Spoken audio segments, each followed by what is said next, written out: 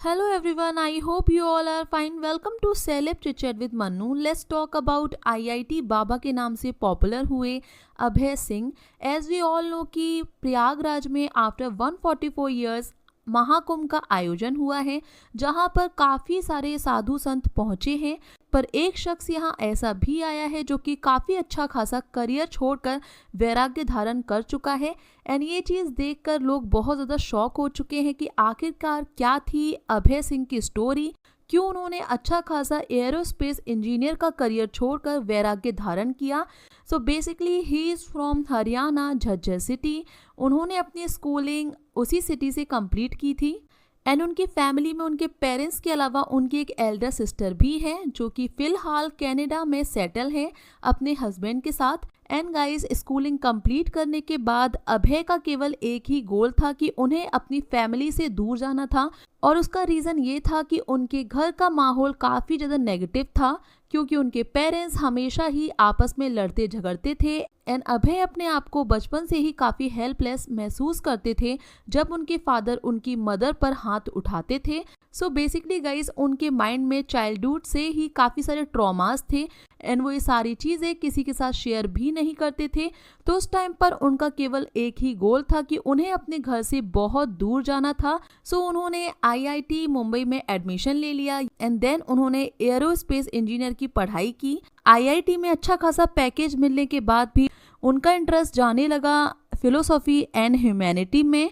And guys, उन्होंने ये सारे ही बैचेस अटेंड करना स्टार्ट कर दिया. धीरे धीरे वो इसी फील्ड में अपना इंटरेस्ट दिखाने लगे. एंड देन उन्होंने रियलाइज़ किया कि IIT में इतना अच्छा खासा पैकेज होने के बाद भी वो खुश नहीं थे, उन्हें पीस नहीं मिल पा रहा था.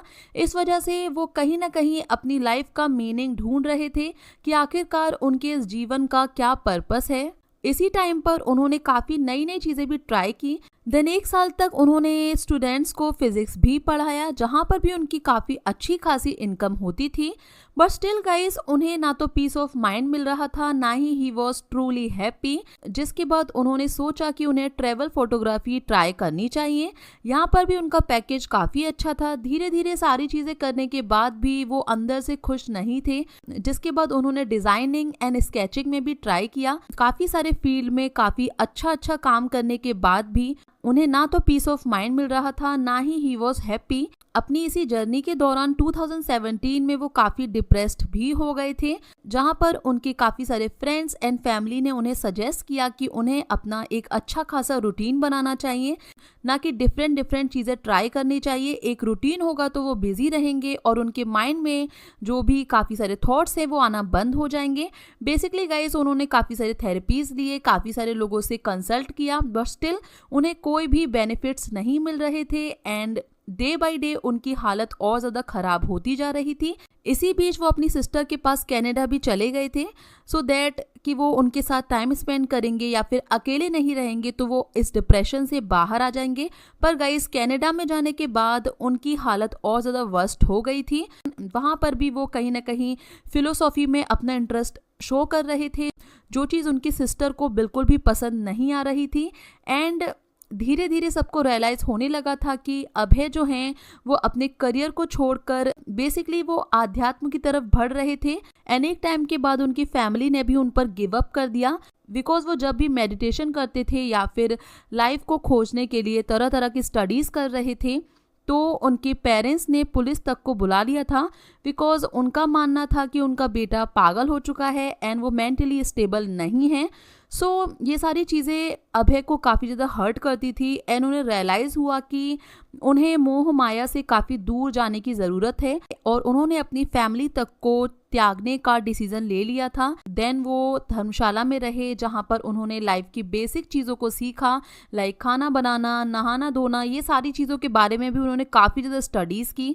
विंटर्स में कैसे ठंडे पानी से ही नहाना है, गाइस काफ़ी सारी अलग अलग चीज़ें उन्होंने ट्राई करी. सो बेसिकली वो अपनी जीवन में सब कुछ पीछे छोड़ चुके हैं, चाहे फिर वो लग्जरीज हो या फिर रिलेशनशिप्स हो. वो अपने किसी भी फैमिली मेम्बर के साथ कांटेक्ट में नहीं हैं एंड ना ही वो कोई लग्जीरियस चीज़ यूज़ करते हैं. एक टाइम पर जिस पर्सन का काफ़ी अच्छा खासा करियर था, काफ़ी अच्छा खासा पैकेज था, एक पूरी की पूरी फैमिली थी, पर उनकी लाइफ में उन्हें किसी भी चीज़ में पीस नहीं मिला, उन्हें कहीं भी सुकून नहीं मिला, वो कहीं भी खुश नहीं थे। उन्होंने काफ़ी सारे न्यू पाथ्स ट्राई किए but still he was not truly happy. और धीरे धीरे करके उनकी जर्नी उन्हें ले आई वैराग्य की तरफ। एंड अभय सिंह के नाम से ही उनकी इंस्टाग्राम पर आईडी भी है। एंड गाइज, अगर हम उनकी काफ़ी साल पुरानी आर्ट्स और स्केचिंग पर ध्यान देंगे तो वहाँ पर भी हम देख सकते हैं कि वैराग्य तो उन्होंने अभी धारण किया है, पर आज से काफ़ी साल पहले ही वो इस जर्नी पर पहुंच चुके थे, because there was a thought in his mind. So आप लोग के क्या व्यूज़ है इसके ऊपर, please let me know in comment section. If you like this video then please hit the like button, do subscribe to my channel for more interesting videos, press the bell icon to never miss any update.